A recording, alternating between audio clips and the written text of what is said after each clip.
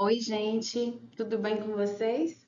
Vamos para a nossa terceira semana da nossa disciplina Linguística Textual.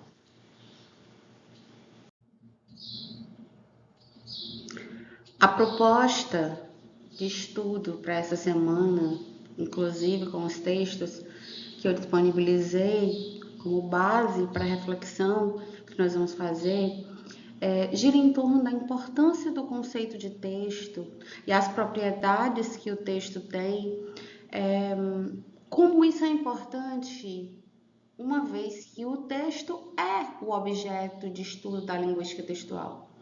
Na verdade, o texto é o objeto de estudo de muitas áreas da linguística, mas, sobretudo, no caso da linguística textual, a investigação do texto com as suas propriedades, com as propriedades de textualização, ou seja, as características, os parâmetros que fazem com que o texto exista.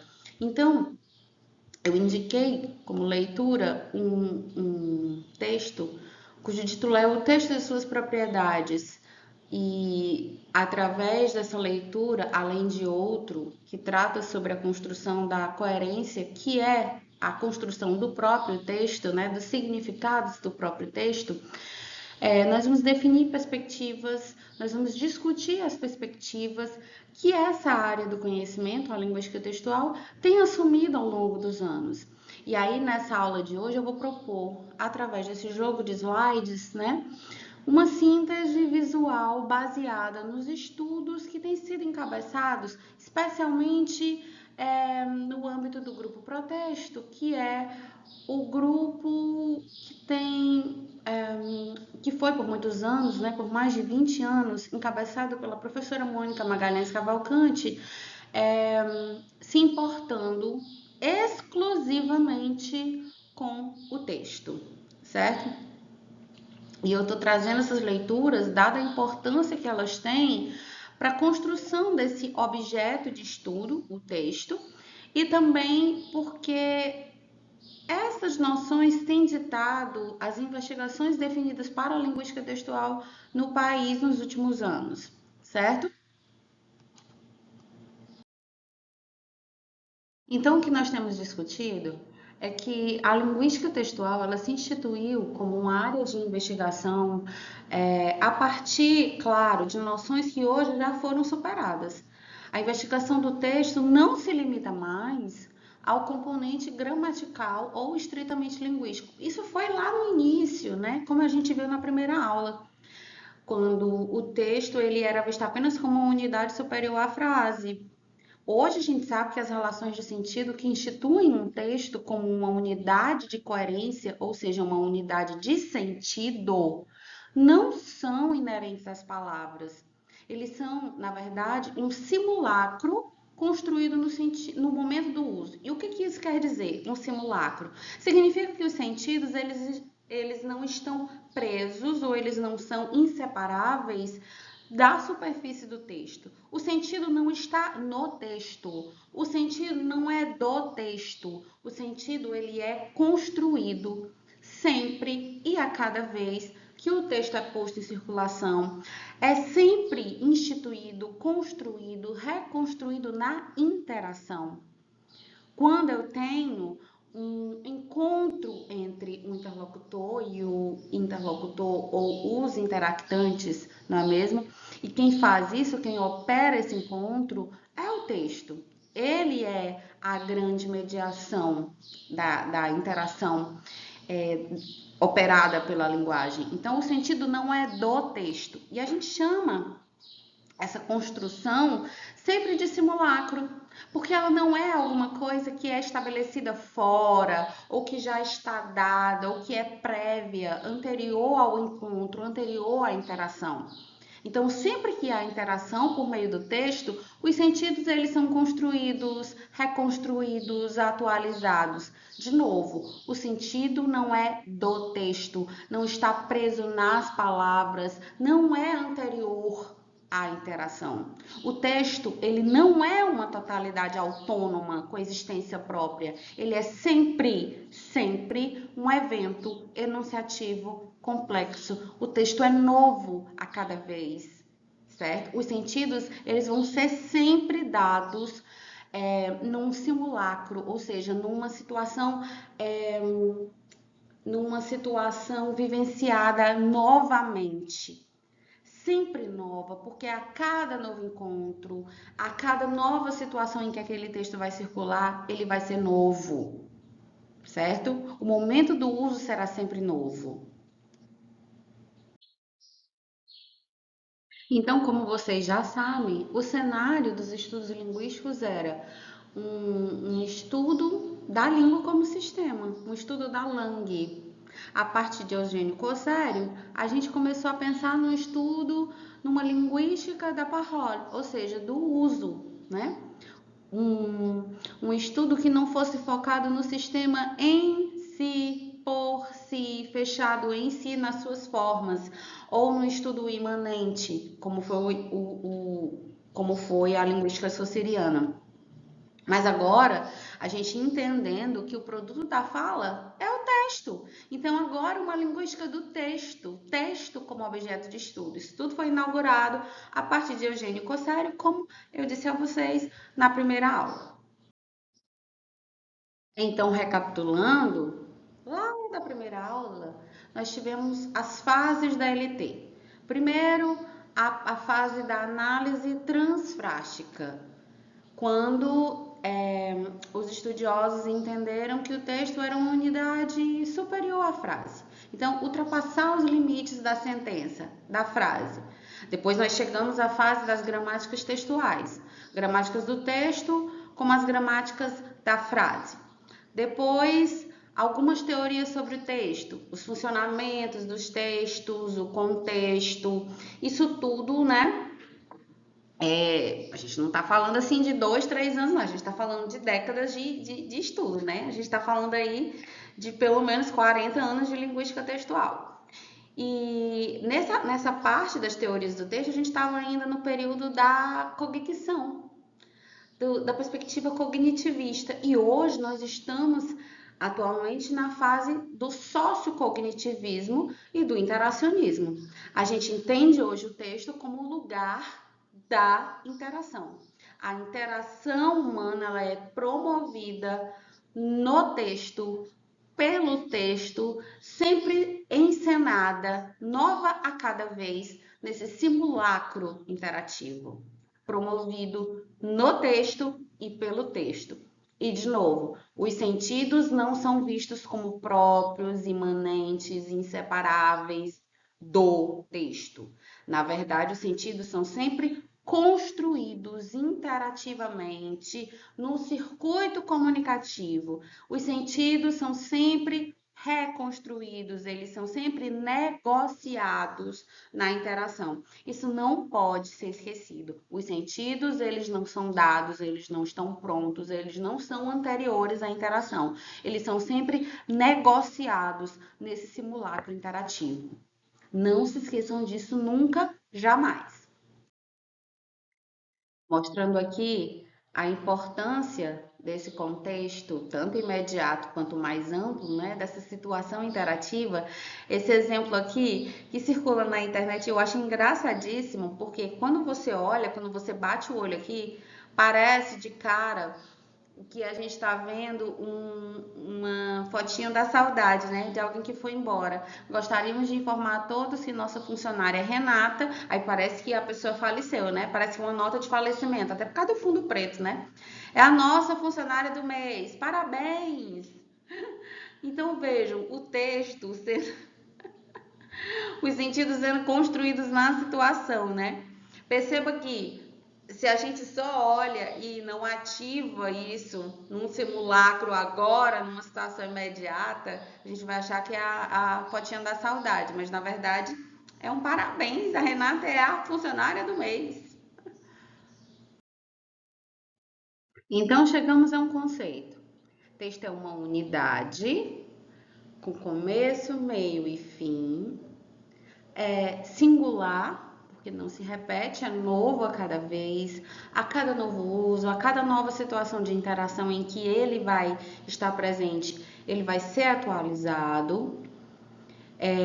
O contexto, ele comporta tanto uma situação imediata como uma situação mais ampla da enunciação. Então, texto é uma unidade singular da coerência textual no contexto da enunciação. Esse é o nosso conceito-chave. Unidade, porque tem começo, meio e fim, não é? Singular, porque não se repete, é novo a cada vez, ele é irrepetível.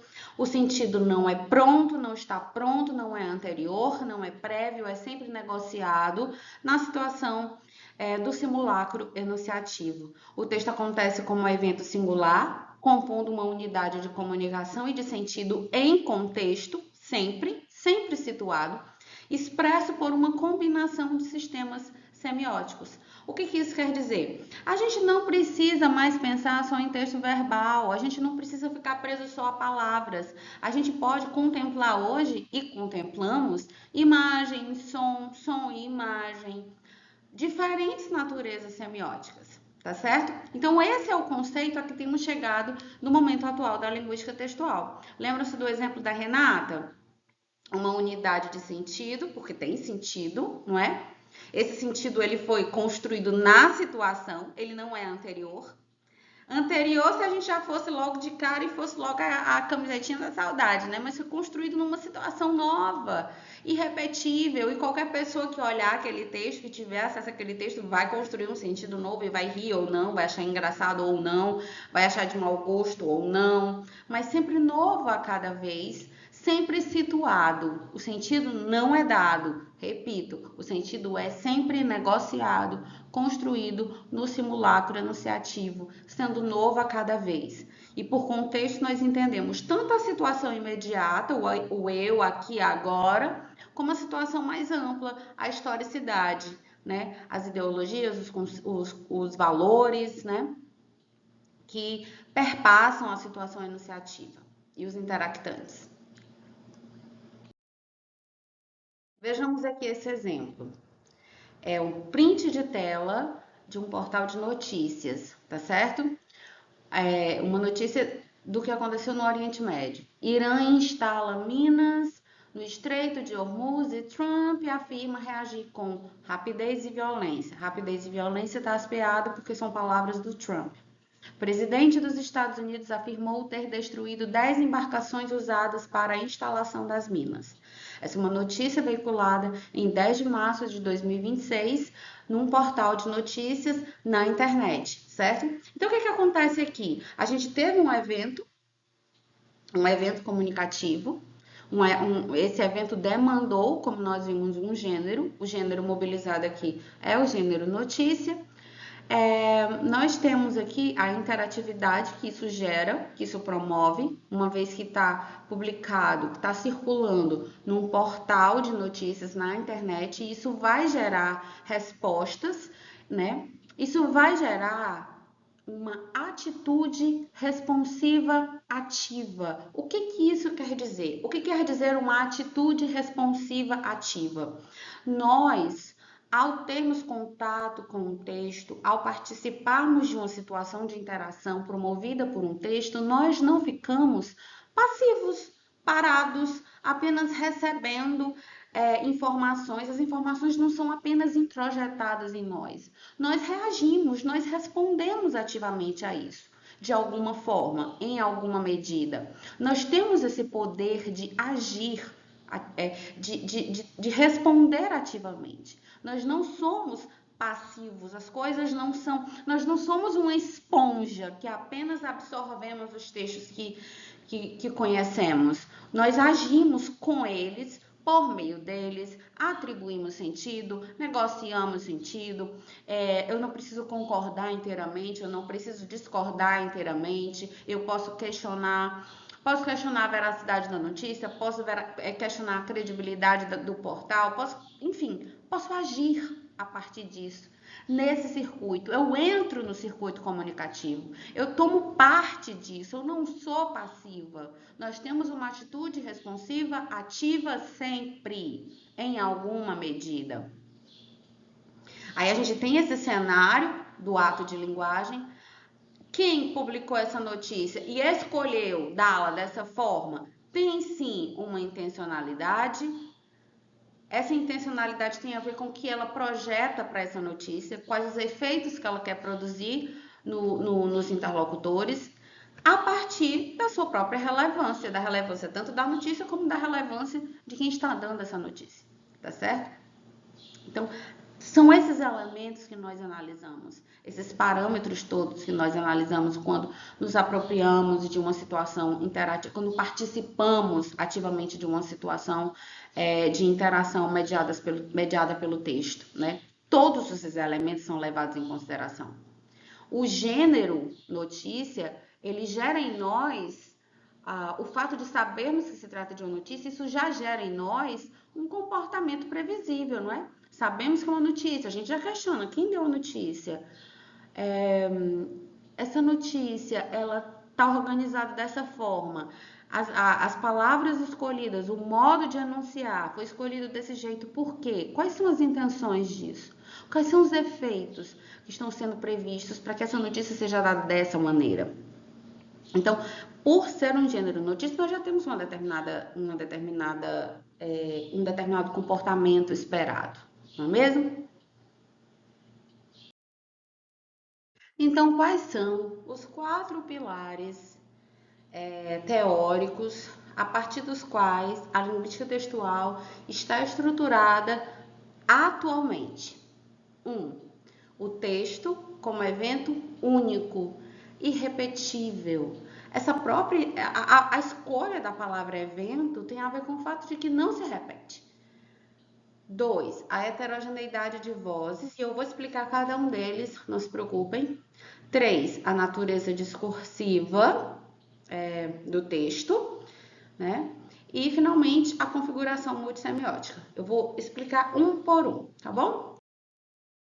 Então, vamos lá. Pilar 1. O que significa pensar o texto como um evento único?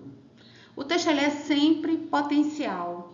Ele não está pronto. Ele é da ordem do irrepetível. Um texto acontece cada vez que ele se anuncia de maneira única e irrepetível. Isso já foi dito lá pelo Bogran em 97. A gente só vem atualizando isso, né? Os elementos que imprimem sentido a um texto, eles não estão presos, adormecidos, fixados num papel. Eles são singulares e se repetem e se renovam, melhor dizendo, a cada situação e a cada novo contexto sócio-histórico. É possível que você mesmo, aí na sua casa, já tenha lido o mesmo texto em diferentes situações da sua vida e a cada vez aquele texto é novo para você. A cada vez que você se apropria dele, a cada vez que você interage com ele vai te dizer coisas novas, você vai atribuir novos sentidos. A interpretação de um texto, portanto, nunca está encerrada, nunca está pronta nele mesmo, porque um texto, ele não é apenas a sua parte material, ele é também a sua parte histórica. Ele é também a sua dimensão da historicidade. Ele é sempre potencial. Por isso irrepetível, por isso evento, por isso novo a cada vez. Vejam aqui esse exemplo maravilhoso. O mesmo enunciado, eventos diferentes. Os personagens reproduzem exatamente a mesma materialidade, ou seja, o mesmo enunciado linguístico, né? As mesmas palavras na mesma sequência, mas a partir de perspectivas emocionais e intencionais completamente opostas.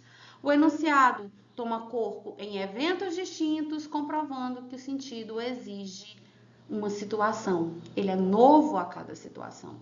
Vejam só, no evento 1, o meninozinho tá entusiasmado e comemorando, né? E no dia seguinte começa tudo de novo. Esse outro tá exausto, insatisfeito, incomodado, entediado e diz: e no dia seguinte começa tudo de novo. Quem é você nesse texto, hein? Você é essa pessoa empolgada que acorda cheia de motivação e entusiasmo e diz assim: ah, hoje eu vivi esse dia maravilhoso e amanhã eu vou fazer tudo de novo e vai dar tudo certo, vai ficar tudo bem? Ou você vai ser esse aqui, né? Mas perceba, é o mesmo enunciado em situações diferentes, em eventos diferentes, assumindo, portanto, sentidos completamente diferentes, completamente opostos. Aqui mais dois exemplos em que o mesmo enunciado, literalmente o mesmo enunciado, né, assume sentidos completamente diferentes porque participa de textos diferentes e, portanto, de eventos diferentes. Aqui um tweet de Bolsonaro em 24 de janeiro de 2019, ele diz: "Grande dia". Grande dia. Por quê, né? Alguma coisa aconteceu de muito bom para ele em 19. Ele era presidente, né? E tuitou isso. Agora, o mesmo enunciado, inclusive com o mesmo emoji, publicado não mais no governo Bolsonaro, mas no outro, na atual gestão, né? Petrobras reduz preço da gasolina e do gás de cozinha a partir de amanhã. Grande dia. Então, a gente tem grande dia sendo o mesmo enunciado, participando de eventos comunicativos completamente diferentes e assumindo, portanto, sentidos novos, sentidos diferentes, não é? Percebam que o texto é novo a cada vez. Agora, um exemplo que está no texto, né, no texto base que foi sugerido para vocês, a gente tem um texto do General Vilas Boas de 2018 e ele diz assim: o atentado confirma que estamos construindo dificuldade para que o povo, para que o novo governo, melhor dizendo, tenha estabilidade, podendo ter sua legitimidade questionada. Esse é um texto de 2018, um cenário político completamente confuso no Brasil, né? O atentado confirma que estamos construindo dificuldade para que o novo governo tenha estabilidade, podendo ter sua legitimidade questionada. Vamos ver como é que o mesmo texto funciona como eventos diferentes para receptores, para interlocutores diferentes. O Ciro Gomes construiu o seguinte sentido para esse texto: um recado para conter militares subordinados. São cachorros agressivos.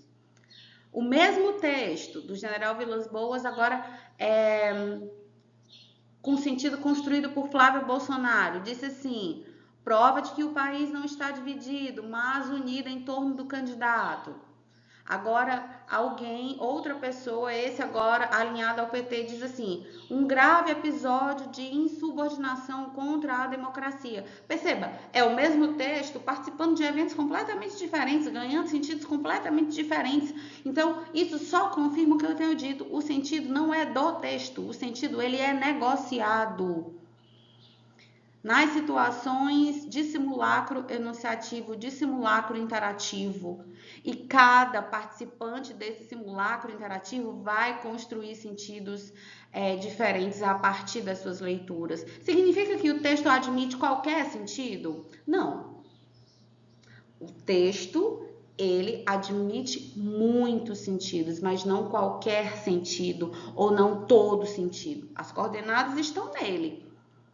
Mas como ele vai funcionar em cada cena, em cada simulacro enunciativo, depende dos interactantes, tá bom? A leitura do mesmo texto ocorreu em eventos diferentes. O ineditismo inerente ao texto revela o lugar de fala, cada um tem uma perspectiva, cada um tem um lugar de fala, valores diferentes, particulares, ideologias ativadas na interação, né? Cada um tem a sua ideologia e a partir da sua ideologia ele vai construir sentidos, né? Eu construo sentidos a partir do que eu acredito, sempre, né? Cada um de nós faz isso. Não é mérito de um ou de outro interlocutor. Todos nós somos constituídos socialmente.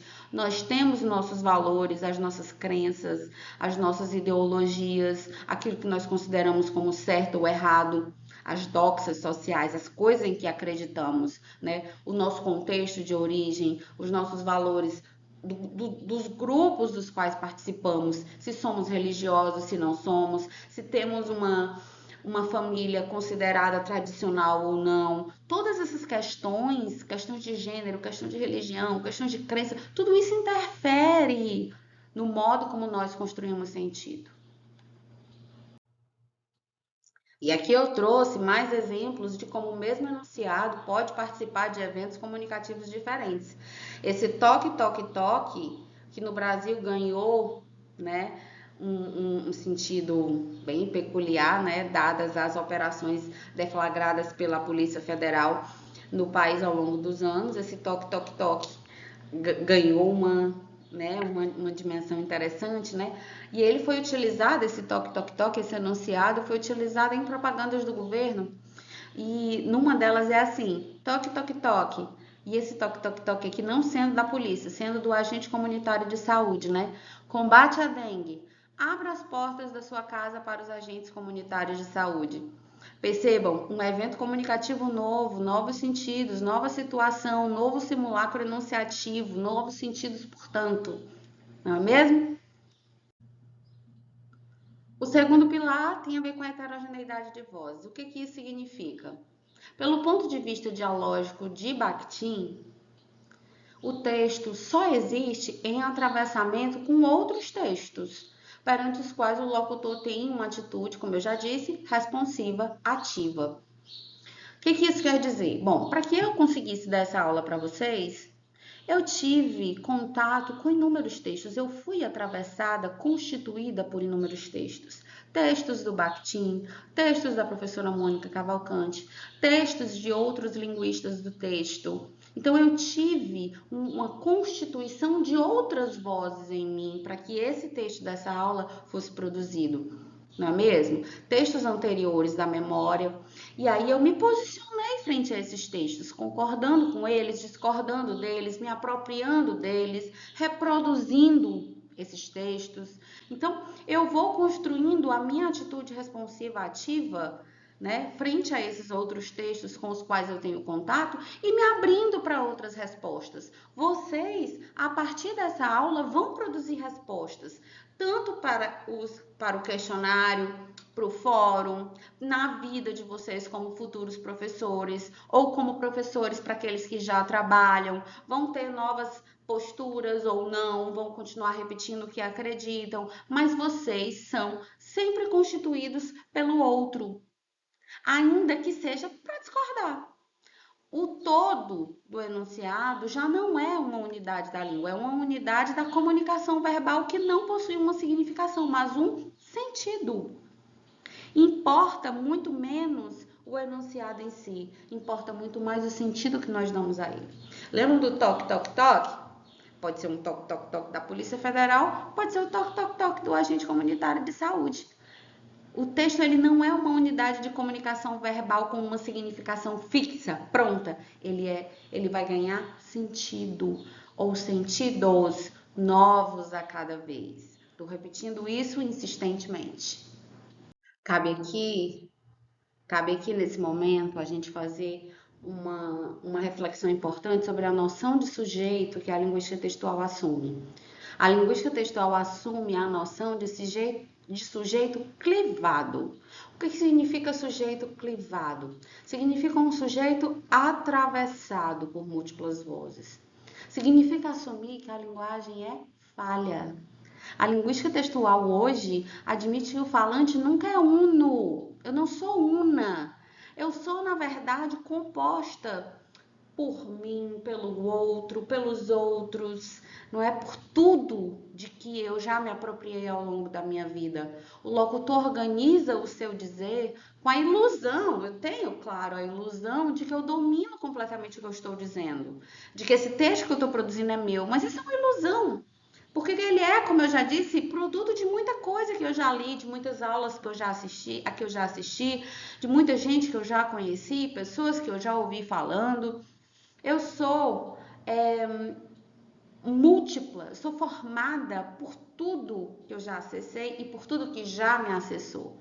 Na verdade, o sujeito ele é, portanto, clivado, todo cheio de furos, todo atravessado. Nós somos constitutivamente clivados.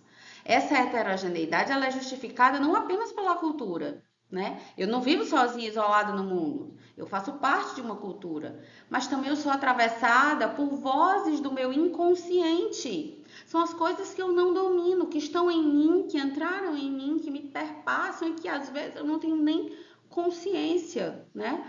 O sujeito ele é um efeito de sentidos produzidos em negociação sempre, muitas vezes até a revelia da minha própria intencionalidade, né? A linguagem vai falhar e eu às vezes vou falhar porque eu não sou inteiramente dona do meu dizer. Eu tenho, claro, essa ilusão.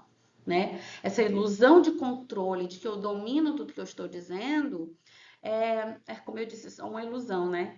Eu tenho as vozes culturais, sociais, eu tenho aquilo que está também no meu inconsciente. Às vezes o meu inconsciente me trai e eu boto para fora o que eu nem queria, né? São, por exemplo, o que o Freud chama de atos falhos, né? Às vezes a gente diz uma coisa e só depois se deu conta de que disse e diz, eita, falei demais, não consegui controlar. Por quê? Porque nós não somos inteiramente donos do nosso dizer. Nós temos sim uma atitude responsiva, ativa, mas é inteiramente controlado? Não. A linguagem falha às vezes, né? Nós temos furos em nós.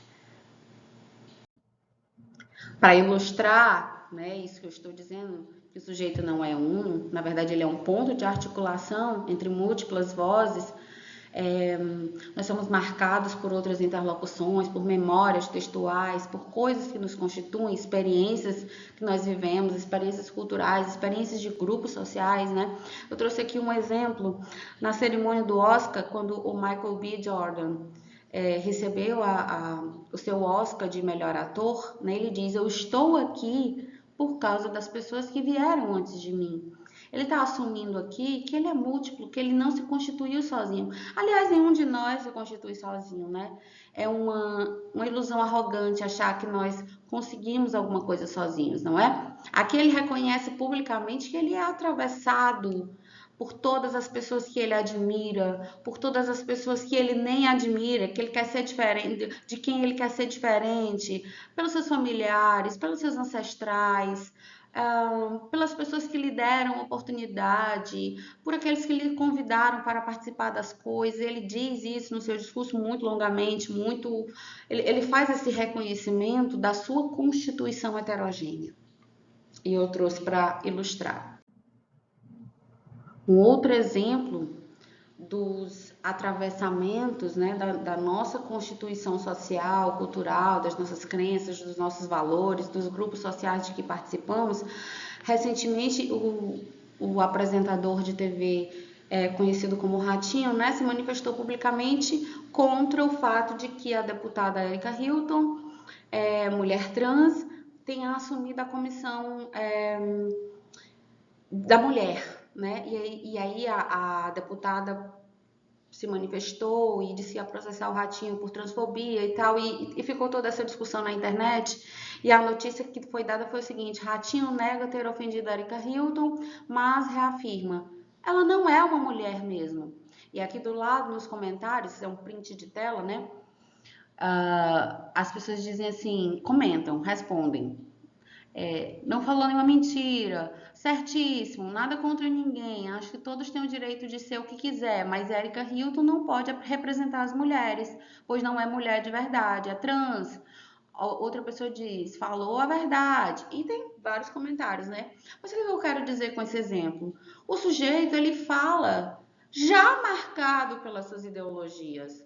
É nisso que o apresentador acredita, que só é mulher quem é mulher biológica.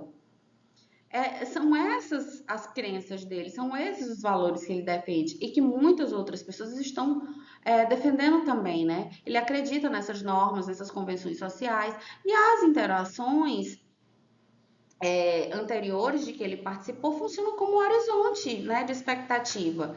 E isso tudo vai clivando o sujeito, né? Entre intenção consciente, intenção inconsciente, coisas que ele vai dizendo às vezes até sem perceber. Então, tudo que está em nós, tudo que nos constitui, tudo que nos atravessa, nós manifestamos linguisticamente, nós manifestamos nos nossos textos, nas nossas interações. Ele falou a partir daquilo que ele acredita, e as pessoas que o defendem acreditam como ele, porque comungam das mesmas crenças, dos mesmos valores, das mesmas ideologias. O sujeito, portanto, é clivado. Ele não é uno, ele é atravessado. Todos nós somos, né? Pois somos constituídos socialmente, somos seres sociais. O pilar número 3, interação, discurso e argumentação. Esse aqui, gente, é tão importante.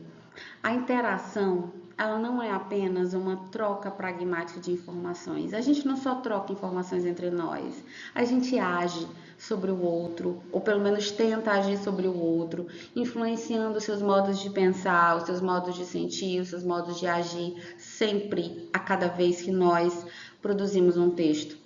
Todo texto é sempre guiado por uma orientação argumentativa.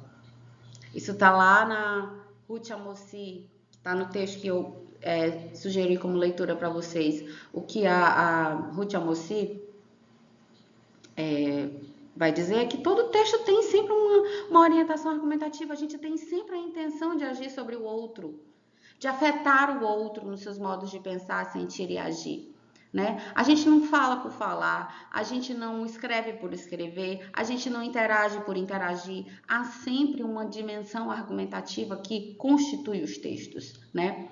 O sujeito tenta, pelos meios linguageiros, né, influenciar o outro, provocar mudanças no modo de pensar, no modo de ver, no modo de sentir, no modo de agir. Nós sempre vamos conseguir? Não, mas nós tentamos. Às vezes a gente acha que conseguiu e não conseguiu, às vezes a gente nem sabe que conseguiu, mas a gente está sempre tentando influenciar o outro, não é? Ainda que esse outro seja a gente mesmo, né? Nós não aplicamos aos textos modelos puramente sociocognitivos, mas nós vamos analisar sempre as estratégias textuais dessa influência. Quais são os recursos que eu mobilizo para afetar o outro? A gente está sempre mobilizando estratégias textuais para afetar o outro, né? Perceba que quando um filho quer pedir alguma coisa para uma mãe, e se a gente tem mãe aqui, essas mães vão me entender, ele nunca vai chegar, dificilmente, né? Vai chegar falando de forma ríspida.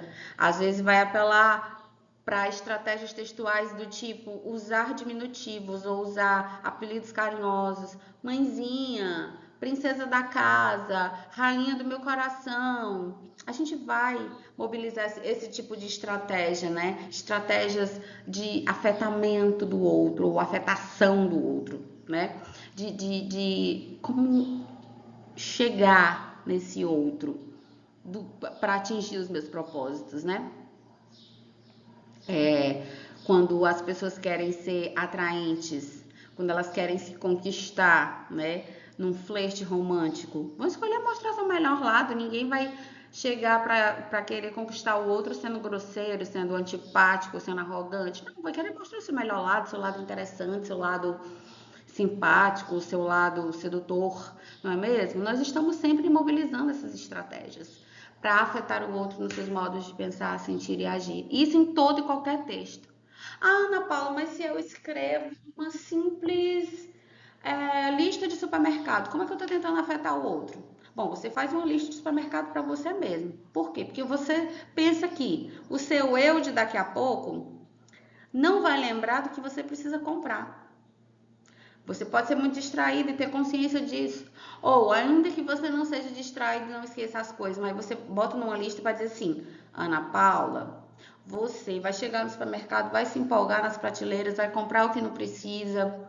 Então, deixa te afetar. Você vai levar só isso aqui, querida. Não se desvie, não tire o foco disso aqui. Você só tem dinheiro para comprar isso aqui, olhe lá.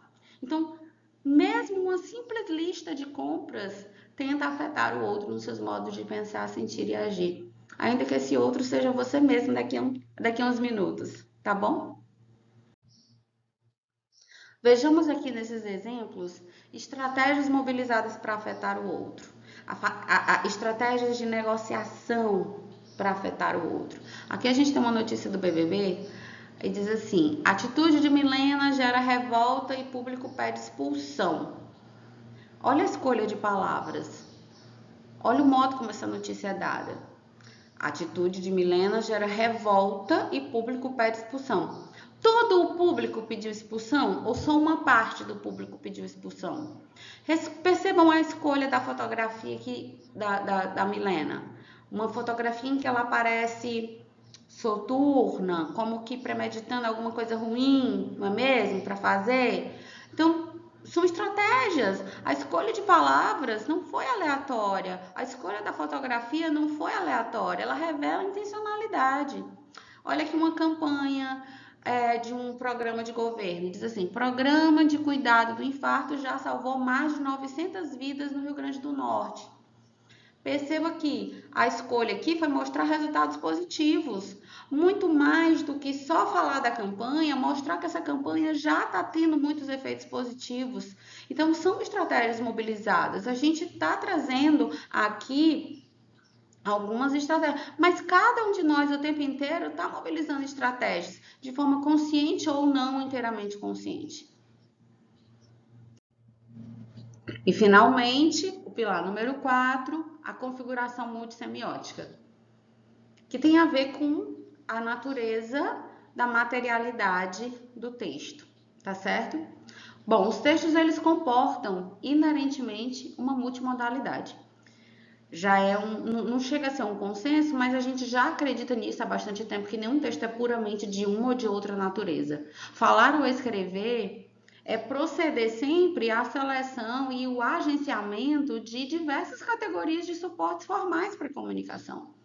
Quando eu escolho falar, eu tenho a natureza sonora, a semiose, né, da fala, mas eu também envolvo outras coisas, expressões faciais, as minhas mãos, o tom, essas coisas todas acabam afetando a materialidade do texto. A escrita, ela mobiliza outras coisas também, né? Então, a gente tem as semioses da linguagem verbal, a mímica facial, os gestos. Se a gente está na mídia, a gente tem o visual, a gente tem o áudio, e tudo isso se junta. Quando se junta, faz uma natureza multissemiótica. Essa operação, ela não tem, obviamente, o objetivo de privilegiar um dos sistemas semióticos em detrimento dos outros. Na verdade, eles co-ocorrem, eles acontecem simultaneamente para formar o texto como uma unidade. Tá certo? Uma não é mais importante que a outra. Hoje a gente já sabe disso e a gente já discute isso com muita tranquilidade. E por que é importante pensar que nenhuma semiose é prioridade sobre as outras, né? Que na verdade a multissemiose, a cocorrência constrói a unidade. Olha esses exemplos, que exemplos maravilhosos. A gente tem aqui um postzinho, né? E a pessoa diz assim, ele está acompanhando a entrega dele pelo aplicativo e diz assim: o motoboy com meu lanche caiu no rio. Por que ele disse isso? Como é que a gente sabe que ele está dizendo isso? Porque ele está olhando para a imagem. Olha onde está a moto, minha gente. A moto está realmente na água. Eu acho esses exemplos tão maravilhosos. Eu passo horas dando risada dessas coisas. Mas a gente está vendo aqui a constituição da unidade textual, a constituição dos sentidos, incluindo a imagem, né? Aqui a gente tem uma outra, que obviamente é um meme, né, gente? Que seria de uma avaliação de produtos. Essas que a gente faz quando a gente faz uma compra na internet. A pessoa comprou um negocinho de limpar vaso sanitário e avaliou com 1 estrela e disse: desculpa, eu acho graça. Muita dor. Causa dor e agonia. Não sei por que é tão popular hoje em dia. Vou usar somente papel higiênico.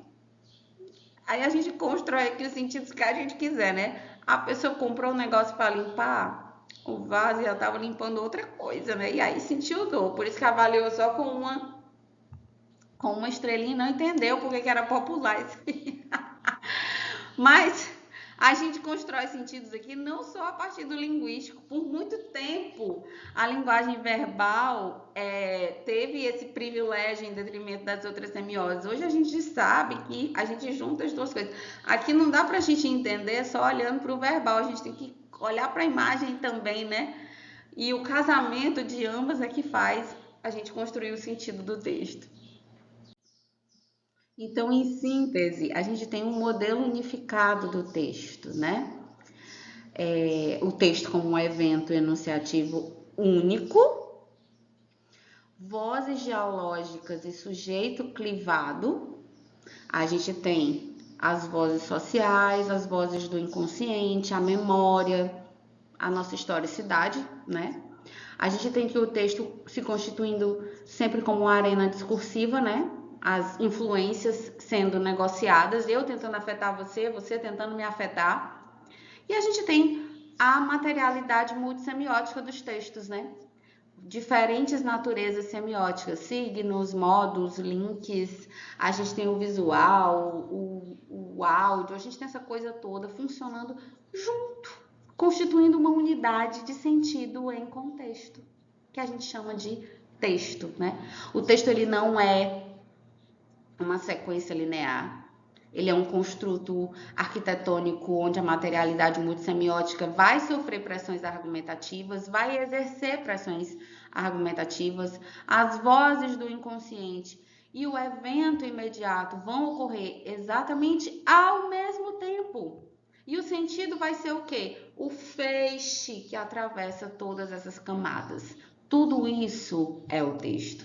Então, o texto, ele é sempre um objeto complexo demais, multifacetado, porque ele envolve todos esses pilares que a gente estudou hoje, pelo menos 4. E tudo isso acontecendo simultaneamente, tudo isso acontecendo ao mesmo tempo. Então percebam que analisar um texto não é uma tarefa fácil, não é uma tarefa simples, não é uma tarefa rasa, é uma tarefa muito complexa. E nós, como professores e futuros professores, temos que ter essa consciência. Então, para sintetizar o que nós temos estudado até aqui, o que foi que nós deixamos para trás? Uma análise estritamente sintática ou da gramática isolada, isso ficou para trás. A busca por um único sentido verdadeiro ou fechado ficou para trás. Ficou para trás também a crença em um sujeito com total domínio e controle do seu dizer. Nós somos clivados. Ficou para trás também a visão do texto como um potencial autônomo. Ele não é autônomo, ele é situado em um contexto imediato e num contexto mais amplo. E o que é que nós investigamos agora? As estratégias de textualizar as tentativas de influência. Como é que nós vamos influenciar? Que recursos linguageiros eu vou mobilizar para afetar vocês? Aqui eu mobilizei slides maravilhosos, exemplos incríveis, estudei muito, li muita coisa. O que mais que a gente mobiliza? O que mais que a gente investiga agora? As regularidades composicionais em eventos singulares, os gêneros, né? O que ainda é regular? O que se repete? A negociação de sentidos, que é gerida multimodalmente, né? Como é que os sentidos eles são construídos através da natureza multissemiótica? E a gente investiga também o embate das vozes, dos discursos e a orientação argumentativa dos textos, né? Como é que o texto se constrói como uma arena de disputa de discursos, né? Como é que os textos, eles materializam essas lutas sociais, essas lutas ideológicas, essas lutas de crenças e valores, né? O objeto é empírico, realizado a cada enunciação. Nós vamos cercar as trilhas de sentido no entorno contextual e é isso que a gente investiga. Eu espero de verdade que tenha ficado claro para vocês, espero de verdade ter ajudado. Me coloco à disposição para eventuais dúvidas. Um beijo.